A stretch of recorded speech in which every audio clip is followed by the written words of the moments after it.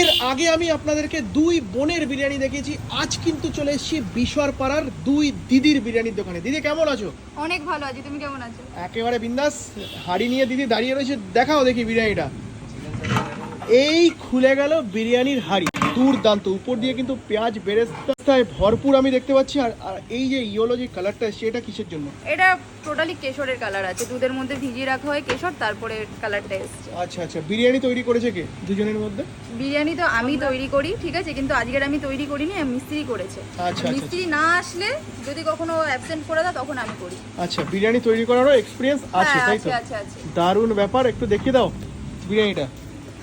আচ্ছা, একটু কাটো কাটো কাটো কাটো, দেখো। ওহো, লাভলি, দুর্দান্ত কিন্তু একটা গন্ধ বেরোচ্ছে। আর উপর দিয়ে দেখাতে পাচ্ছি পেঁয়াজ বেরেস্তা তেজপাতায় কিন্তু ভরপুর রয়েছে। আচ্ছা, বিরিয়ানির মধ্যে তেজপাতা